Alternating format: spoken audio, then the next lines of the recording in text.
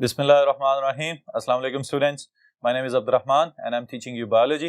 Students, इस session में हम कंटिन्यू कर रहे हैं the disorders related to the nutrition और उन्हीं डिजीजेस में से चंद एक जो मजीद आपके सिलेबस का हिस्सा हैं उनको भी डिटेल से बोर्ड पे देखते हैं.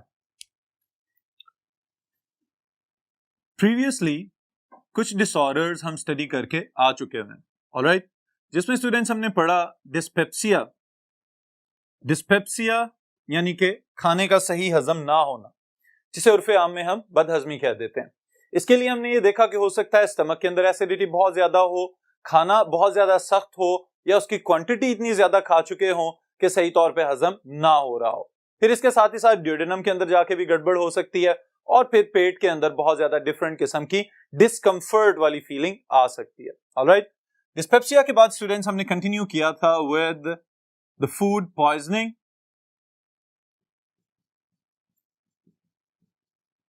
ऑलराइट, फूड पॉइजनिंग यानी कि खुराक का जहरीलापन पैदा कर देना. इसकी वजह से भी हमने ये देखा कि डाइजेस्टिव सिस्टम मुतासिर हो रहा होता है और ना सिर्फ डाइजेस्टिव सिस्टम खुद मुतासिर हो रहा होता है बल्कि बॉडी के और ज्यादा ऑर्गन्स भी इसकी वजह से डिस्टर्ब हो सकते हैं.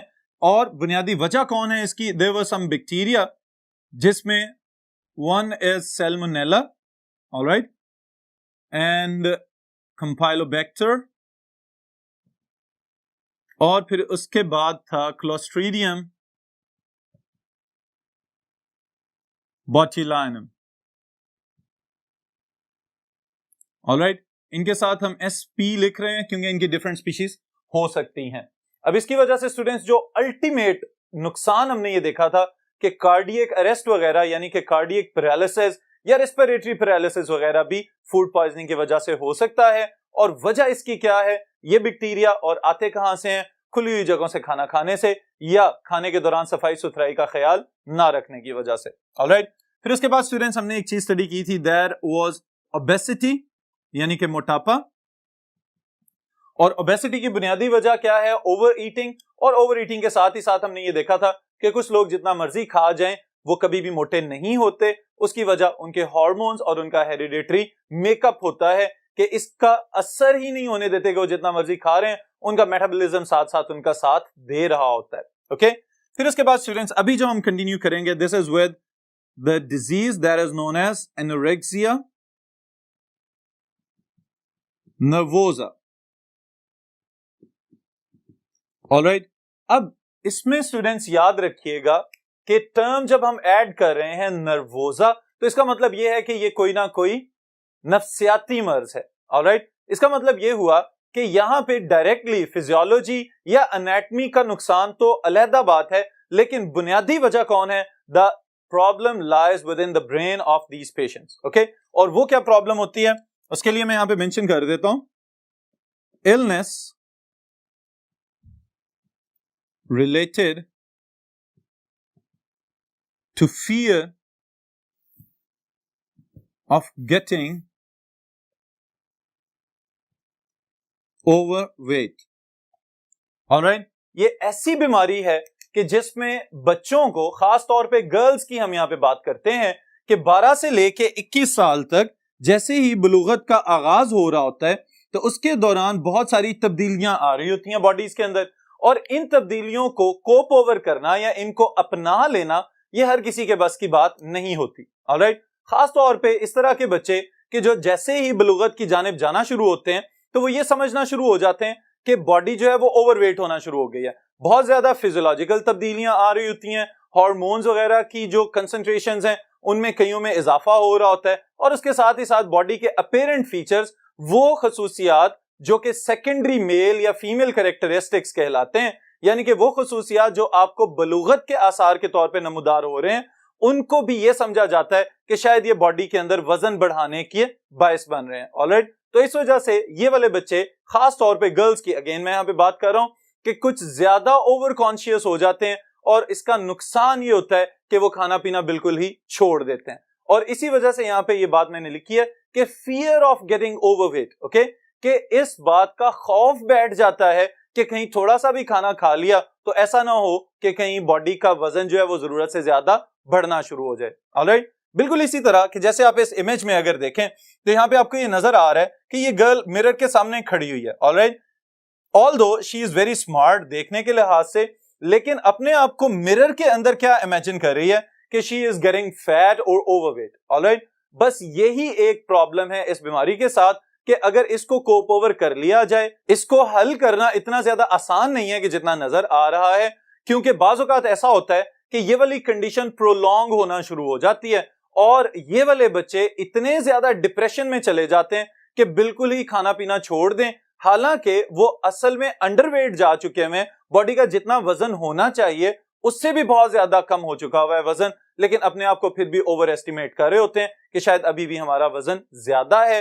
तब खतरे की घंटी बजना शुरू हो जाती है, तो फिर इसका इलाज करने की जरूरत है। ऑलराइट, और इलाज में स्टूडेंट्स पहला जो काम किया जा सकता है वो क्या है, there is intravenous or intramuscular routes can be used to protect these patients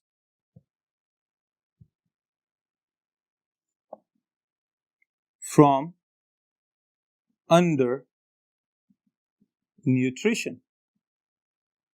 alright, intramuscular या इंट्रावेनस इंजेक्शंस वगैरह दिए जाते हैं क्योंकि ओरल रूट यानी कि मुंह के जरिए तो खाना बिल्कुल छोड़ चुके हैं खौफ की वजह से, तो फिर इसकी वजह से इनको ड्रिप्स की फॉर्म में, इंजेक्शंस की फॉर्म में किसी ना किसी सूरत में न्यूट्रिएंट्स जरूर पहुंचाए जाते हैं ताकि इनके अंदर ऐसी वीकनेस ना हो कि जिसकी वजह से जो वाइटल ऑर्गन्स हैं जैसे कि हार्ट और लंग्स और ब्रेन वगैरह, अगर ये अंडर न्यूट्रिशनल फेज में चले गए तो फिर हो सकता है स्ट्रोक्स वगैरह या और इस तरह की सीवियर कंडीशंस का सामना करना पड़ जाए। ऑलराइट, फिर स्टूडेंट्स इसके साथ ही साथ चूंकि नफ्सियाती बीमारी है तो इसके लिए साइकोलॉजिकल ट्रीटमेंट की जरूरत होती है, लेकिन साइकोलॉजिकल ट्रीटमेंट भी कोई एक दो दिन पे मुश्तमिल नहीं है, बल्कि ये भी बहुत ज्यादा ड्यूरेशन ले सकता है, जैसे कि समटाइम्स 2 to 4 years। ऑलराइट, ये बात आपकी किताब में भी मेंशन की हुई है।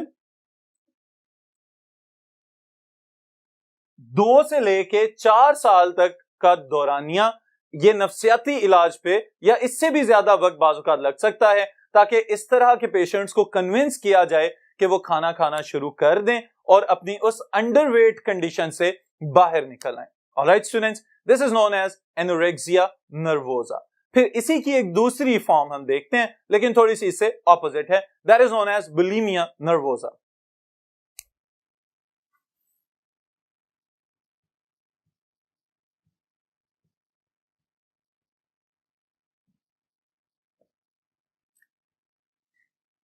जी स्टूडेंट्स, अब बुलिमिया नर्वोसा वाली जो कंडीशन है ये एनोरेक्सिया नर्वोसा से थोड़ी सी डिफरेंट है, लेकिन नर्वोसा हमने साथ लिख दिया तो इसका मतलब यह है कि ये भी एक नफ्सियाती मर्ज कहलाएगा। ऑलराइट, इसके अंदर गड़बड़ का लेवल डिफरेंट है। सबसे पहले नंबर पे तो वहां पे हमने ये देखा कि जैसे प्यूबर्टी या बलूगत का आगाज होता है तो साथ ही ये ख्याल पैदा होना शुरू हो जाता है कि डाइट कॉन्शियस हो जाएं और अपने वेट को मेंटेन कर लिया जाए, लेकिन यहां पे ये प्रॉब्लम है कि ये एक तो एज के लिहाज से थोड़ा सा ज्यादा हो चुके हुए होते हैं और इसके साथ ही साथ अगेन द फीमेल्स, ओके, यहाँ पे चांसेस हैं कि मेल्स और फीमेल्स दोनों ही मुतासिर हों बुलिमिया नर्वोसा से, लेकिन मेजॉरिटी जो मुतासिर हो रही है they are again the girls. Alright, और इधर क्या गड़बड़ चल रही होती है वो ये है वोरेशियस ईटिंग। ऑलराइट, इसका मतलब क्या है, ये मखसूस टर्म यहां पे यूज की जा रही है कि बहुत ज्यादा खा लेना। ऑलराइट, और किस तरह का खाना पसंद किया जा रहा है, क्रीमी, ग्रीजी, ऑयली जैसे कि फ्राइड वगैरह फूड्स। ऑलराइट स्टूडेंट्स, यानी कि हर उस तरह का खाना पसंद किया जाएगा कि जिसके अंदर फैट्स की अमाउंट ज्यादा है। अब अंडरस्टूड सी ये बात है कि जब चिकनाई बहुत ज्यादा खाई जाएगी और उसको प्रॉपर्ली मेटाबोलाइज नहीं किया जाएगा तो फिर जो कंडीशन होगी there will be overweight condition. Okay, अब यहां पे खतरे की घंटी बजना शुरू हो जाती है कि जैसे ही इन पेशेंट्स को ये फीलिंग आना शुरू हो जाए कि बहुत ज्यादा खा लिया है, अब कहीं ऐसा ना हो कि हम मोटे हो जाएं, तो फिर इससे बचने के लिए क्या किया जाता है, एक टर्म मैं यहां पे मेंशन करने जा रहा हूं, this is known as self induced vomiting. Alright students, self induce vomiting क्या है कि खुद से जबरदस्ती उल्टी करने की कोशिश करना कि जो हम खा चुके हैं किसी तरीके से वो बाहर आ जाए ताकि हमारे वजन में इजाफा ना हो सके। ऑलराइट, फिर इसी तरह कुछ और टेक्निक्स भी इस्तेमाल की जाती हैं। देयर आर लैक्सेटिव्स और फर्गेटिव्स। अब ये दोनों चीजें क्या है? ऐसी अद्वियात, ऐसी ड्रग्स का इस्तेमाल कि जो खा चुके हुए हैं, अगर वो वॉमिटिंग के जरिए बाहर नहीं आ रहा तो फिर उसकी बॉवल मूवमेंट को बढ़ा दिया जाए कि वो खुराक बगैर हजम हुए, बगैर जज़ब हुए किसी तरीके से बॉडी से खारिज हो जाए। ऑलराइट स्टूडेंट्स, अब दोनों सूरतों में नुकसान क्या है कि पहले तो खा लिया बहुत ज्यादा, एक ये नफ्सियाती असर था, फिर उसके बाद उसको निकालने की कोशिश की जिसका 1% भी कोई फायदा बॉडी को नहीं पहुंच रहा। ना तो उससे एनर्जी हासिल हुई, ना उससे न्यूट्रिएंट्स हासिल हुए, बल्कि उल्टा नुकसान हो गया। और वो नुकसान किस तरह से नजर आता है? Electrolyte depletion. Alright, just like sodium, chlorine, potassium, magnesium, EDC. Alright students, इस तरह के जो इलेक्ट्रोलाइट्स हैं उनका बैलेंस खराब होना शुरू हो जाता है, उनमें कमी आना शुरू हो जाती है, और अगर इनमें कमी आना शुरू हो जाए तो बॉडी के बहुत सारे प्रोसेसेस जो हैं वो डिस्टर्ब हो सकते हैं। ऑलराइट, फिर इसके साथ ही साथ एक और प्रॉब्लम भी हो सकता है कि अगर बॉडी पहले ही अंडर न्यूट्रिशन या इससे भी एक अच्छी टर्म है माल न्यूट्रिशन वाली फेज से गुजर रही हो। ऑलराइट, माल न्यूट्रिशन से क्या मुराद है स्टूडेंट्स? कि खाना खाया तो जा रहा है लेकिन बॉडी के काम नहीं आ रहा। बिल्कुल उसी तरह के जैसे हम एक टर्म बोलते हैं balanced diet. Okay, balance diet में हम इस तरह की एक डाइट चार्ट बना लेते हैं कि जिसमें हमें पता होता है प्रोटीन्स भी हैं, कार्बोहाइड्रेट्स भी हैं, फैट्स भी हैं, और इवन उनके अंदर कैलोरीज कितनी इनटेक की जा रही हैं ये भी हमें पता होता है कि हम क्या खा रहे हैं। ऑलराइट, लेकिन यहां पे ऐसा कोई भी चांस नहीं है कि जो खाया जा रहा है बहुत ज्यादा खा लिया और उसके बाद फिर उसको फौरन निकाल दिया। तो इस दोनों प्रोसेसेस में नुकसान ये है कि सिस्टम भी डिस्टर्ब हुआ और फायदा बिल्कुल नहीं हुआ। तो इस वजह से इस कंडीशन को हम कहते हैं that is known as malnutrition. Alright students, तो ये वाली जो कंडीशन है दैट इज बुलिमिया नर्वोसा, ये इस तरह के लोगों में हमें ज्यादा नजर आती है कि जो बहुत ज्यादा खाएं फिर उसके बाद उसको निकाल दें। ओबेसिटी की जानिब बॉडी भी अपेरेंटली इनकी ऐसी नजर आना शुरू हो जाती है कि जैसे ये थोड़े से ज्यादा सेहतमंद हैं, लेकिन असल में वो जो न्यूट्रिशनल वैल्यूज बॉडी के पास होनी चाहिए वो इनके पास बिल्कुल भी नहीं होती। Alright, then is the next disorder which is known as piles. Piles, also known as hemorrhoids.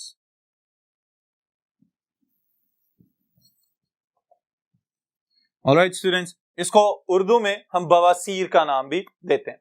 अब यहां पे आपके लिए मैं एक टर्म मेंशन करने जा रहा हूं क्योंकि बुनियादी तौर पे इस बीमारी का बॉडी के डाइजेस्टिव सिस्टम के अंदर जिस हिस्से के साथ ताल्लुक है हमें उसका जरूर पता होना चाहिए। That is known as anorectal mucosa.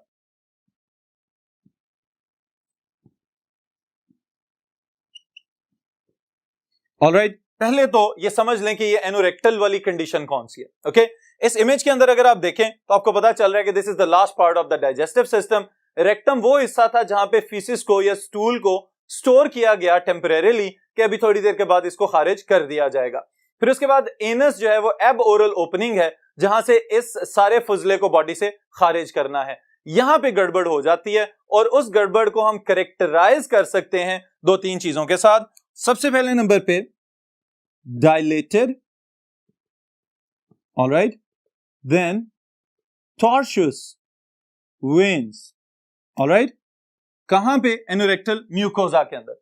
अब स्टूडेंट्स ये जो टर्म मैंने लिखी है इससे क्या मुराद है कि वेन्स फूल जाती हैं और उनके अंदर बहुत ज्यादा बल पड़ना शुरू हो जाते हैं और इसकी वजह से क्या होता है कि पूरा एनोरेक्टल म्यूकोजा वाला रीजन फूलना शुरू हो जाएगा। ऑल राइट, अब जब ये कंडीशन बन जाए तो हम कहते हैं कि this is the first symptom of the piles और हेमोरॉइड्स। अब फिर उसके बाद गड़बड़ कहां पे होती है? अब इसमें आपको अपनी खुराक के इनटेक के ऊपर फौरन गौर करना पड़ेगा कि क्या खुराक के अंदर कहीं कैफीन का बहुत ज्यादा इनटेक शामिल तो नहीं है, कहीं आप बहुत ज्यादा चाय तो नहीं पीते, या इवन कि अगर कोई स्मोकर है तो निकोटीन का इंटेक बहुत ज्यादा हो, या बहुत ज्यादा स्पाइसी खुराक खाई जा रही हो, बहुत ज्यादा मसालेदार, या इस जगह से खाना खाया जा रहा है कि जहां पे क्वालिटी में शुबा है कि कहीं इस जगह से पका हुआ खाना इस तरीके से पका ही नहीं होता, तो ये सब प्रॉब्लम्स आपके ज़हन में होनी चाहिए। अब क्या होगा students, if that same person who is not observing the hygiene of the food it is intaking, सफाई सुथराई का ख्याल नहीं रख रहा, तो इसकी वजह से इसको कॉन्स्टिपेशन का प्रॉब्लम हो सकता है। अब अगर कब्ज का मरीज भी हो और उसके साथ ही साथ ये वाला प्रॉब्लम भी स्टार्ट हो जाए, तो स्टूडेंट्स बहुत ज्यादा पेनफुल फीलिंग आनी स्टार्ट हो सकती है कि जैसे ये इंसान, ये पेशेंट कोशिश करेगा कि बॉवल को पुश करे, यानी कि स्टूल को पास करने की कोशिश करे, बॉडी से बाहर खारिज करे, उसके साथ ही इसको बहुत ज्यादा तकलीफ से गुजरना पड़ेगा, और जितना ज्यादा जोर से पुश करेगा, जितना ज्यादा स्ट्रेस आउट करेगा एनोरेक्टल म्यूकोजा को, उसके साथ ही साथ तकलीफ में भी इजाफा होगा, और इवन के समटाइम्स ये भी हो सकता है कि वेन्स रप्चर होना शुरू हो जाएं और ब्लड जो है वो भी स्टूल के साथ ही पास होना शुरू हो जाए। तो इसकी वजह से हर इस किस्म की आदत से और टाइप ऑफ द फूड से बचें कि जो कॉन्स्टिपेशन को बढ़ा दे या इसके साथ ही साथ इन वेन्स की डायलेशन को या एनोरेक्टल म्यूकोजा को इन्फेक्ट कर दे। ऑलराइट स्टूडेंट्स, फिर इसके लिए क्या किया जाए? इसके लिए सॉल्यूशन जो सबसे अच्छा है, that is the use of roughage fibre in the food. Okay, ऐसे फल और ऐसी सब्जियां खाई जाएं कि जिनके अंदर रफेज या डाइटरी फाइबर मौजूद होता है, ताकि वो लैक्सेटिव का काम करेगा और खुराक जो है वो स्मूथली पास ओवर करती चली जाएगी और कोई भी प्रॉब्लम का सामना नहीं करना पड़ेगा। फिर इसके साथ ही साथ स्टूडेंट्स, एक देसी टोटका इस्तेमाल किया जाता है टू ड्रिंक मिल्क। ऑलराइट, ये वाला काम भी किया जा सकता है। फिर इसके साथ ही साथ ड्रग्स की सूरत में लैक्सेटिव्स इस्तेमाल किए जाते हैं ताकि स्टूल को पास करने में मजीद सहूलत प्रोवाइड की जा सके। ऑलराइट, बाज़ औक़ात इवन कि ये कंडीशन इतनी ज्यादा सीवियर हो जाती है कि जो इंटरनल म्यूकोजा है वो आउटवर्ड प्रोट्रूड कर जाए, तो फिर पेशेंट्स को हार्ड सीट्स वगैरह के ऊपर, बेंचेस के ऊपर बैठने से भी मना कर दिया जाता है। जर्म्स वगैरह से बचें, अपने खाने के अंदर सफाई सुथराई का ख्याल रखें और फल और सब्जियों का इस्तेमाल अपनी डेली डाइट का हिस्सा जरूर बनाएं। ऑलराइट स्टूडेंट्स, फिर उसके बाद the last thing is ulcer.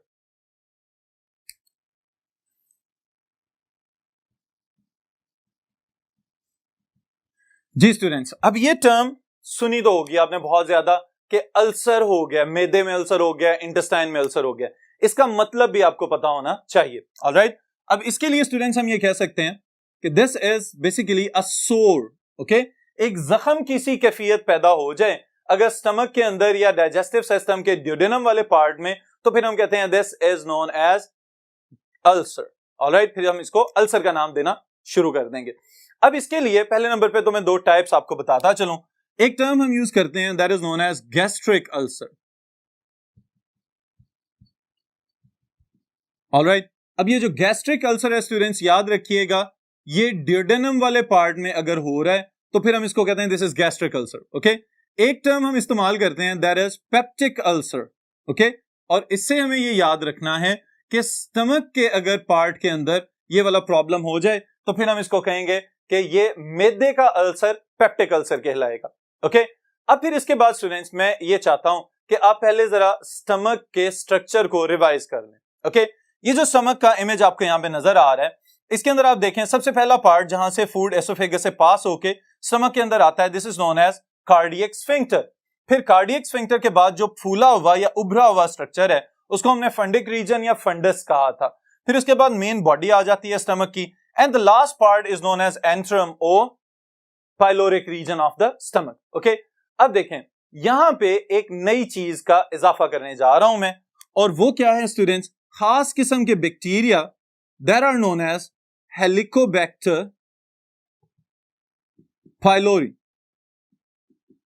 Alright, अब देखें ये जो बैक्टीरिया हैं इनके नाम से आपको आइडिया हो जाएगा कि पाइलोरस रीजन में इंफेक्शन कॉज कर रहे हैं। ओके, अब ये बैक्टीरिया क्या करते हैं कि आपके खाने के साथ ही दाखिल हो गए स्टमक के अंदर, और फिर स्टमक के पाइलोरिक रीजन के अंदर स्पेशली, ओके, वहां पे जाके क्या करते हैं कि जो म्यूकोजा है, जो प्रोटेक्टिव लाइनिंग मौजूद थी कि जिसने क्या करना था, मैदे को बचाना था कि उसकी अपनी गैस्ट्रिक सिक्रीशंस कहीं उसको डैमेज ना कर दें, या वो HCl जो हम प्रोड्यूस कर रहे हैं वो उसको मुतासिर ना कर दे। इसी को बचाते बचाते जब ये बैक्टीरिया आके अटैक करेंगे तो इनके पास कुछ स्पेसिफिक प्रोटीएजेस मौजूद होते हैं, ऐसे एंजाइम्स जो प्रोटीन्स को डाइजेस्ट कर दें। तो ये क्या करते हैं, म्यूकोजा को डैमेज करना शुरू कर देते हैं। अब जैसे ही म्यूकोजा डैमेज होगी तो इसका मतलब प्रोटेक्टिव शील्ड तो खत्म। फिर उसके बाद स्टूडेंट्स क्या होगा कि एसिड्स जो हैं, जो तेजाब हम खुद से पैदा कर रहे हैं अपने गैस्ट्रिक जूस के अंदर, वो यहाँ पे अपना असर दिखाना शुरू कर देंगे। इसका मतलब ये है कि यहाँ पे अल्सर को बढ़ाने वाली जो सबसे पहले एक चीज है, that is what, acidity. Okay, तेजाबियत का मुसलसल प्रॉब्लम रहे तो ये आपके अल्सर वाली कंडीशन को बढ़ा सकती है। फिर उसके साथ ही साथ हम इसी से रिलेट कर सकते हैं over secretion of gastric juice. Gastric juice बहुत ज्यादा अगर पैदा होना शुरू हो जाए तो इस सूरत में भी इस प्रॉब्लम का सामना करना पड़ सकता है। अब क्या होगा कि जैसे ही म्यूकोजा खत्म तो HCl ने उस टिश्यू को डैमेज करना शुरू कर दिया। फिर उसके साथ ही साथ अगर गौर करें तो pepsin is a protein digesting enzyme, और हमारा जो स्टमक है it is also made up of proteins. तो ऐसा भी पॉसिबल है कि पेप्सिन खुद से ही अपनी वॉल्स को डाइजेस्ट करना शुरू कर दे। बैक्टीरिया ने इन्फेक्शन का आगाज किया लेकिन आहिस्ता आहिस्ता ये काम बढ़ता ही चला जाएगा। फिर उसके बाद क्या होगा स्टूडेंट्स, समटाइम्स एक्सट्रीम केसेस में ये भी देखा गया है कि जख्म तक बात नहीं रुकती, बल्कि क्या होता है कि स्टमक की लाइनिंग के अंदर एक पोर या एक होल डेवलप हो जाए जिसको हम कहते हैं परफोरेशन। अब इसकी वजह से क्या होगा कि खुराक जो है वो स्पिल आउट हो सकती है, कि स्टमक में से बाहर निकलना शुरू हो जाए, और जैसे ये खुराक बाहर जाएगी पेरिटोनियल पोर्शन के अंदर, एब्डोमिनल रीजन में फैलना शुरू होगी तो और ज्यादा नुकसान पहुंचाना शुरू कर सकती है। Okay, this stage is known as perforation. और इसके साथ ही साथ समटाइम्स ब्लीडिंग वगैरह भी हो सकती है, और इंटरनल ब्लीडिंग हमेशा नुकसानदेह होती है। अब सवाल ये पैदा होता है कि ये सारे तो नुकसानात हैं, अब इनसे बचा किस तरह से जाए। इसके लिए स्टूडेंट्स याद रखिएगा दोबारा वही चीजें जो हम पहले भी डिस्कस कर चुके हुए हैं। निकोटीन का बहुत ज्यादा इनटेक, इवन के अगर अल्कोहलिक रीजन्स में कुछ लोग रह रहे हैं तो अल्कोहल का बहुत ज्यादा इनटेक, कैफीन का बहुत ज्यादा इनटेक, चाय बहुत ज्यादा पी जा रही है अगर तो उससे भी कोशिश करें, परहेज करें। और फिर उसके बाद सफाई सुथराई का ख्याल जरूर रखा जाए, अपने हाथ धोएं, अपने इर्द गिर्द का एनवायरनमेंट साफ सुथरा रखें, जो खाना खा रहे हैं वो प्रॉपर्ली कुक्ड होना चाहिए, और उसके अंदर फाइबर्स वगैरह का इस्तेमाल जरूर किया जाए। इवन के समटाइम्स अगर अपनी रूटीन में दही का, योगर्ट का इस्तेमाल करना शुरू कर दें तो ये भी आपको अल्सर्स पैदा होने से महफूज रख सकता है। ऑलराइट, तो इन सब चीजों से जिनसे अल्सर की बीमारी में बढ़ने का, इजाफा होने का इम्कान हो, इन सब चीजों से खुद को रोकें, दूसरों को इसकी तरगीब जरूर दें, खुद भी जो है सफाई सुथराई का ख्याल रखें और दूसरों को भी साफ सुथरा रहने की तलकीन जरूर करें, तो हम बहुत सारी बीमारियों से बच सकते हैं। ऑलराइट स्टूडेंट्स, यहीं पे इस सेशन का इख्तिताम करते हैं, फिर इंशाअल्लाह ताला नेक्स्ट सेशन में नेक्स्ट टॉपिक के साथ मुलाकात होगी।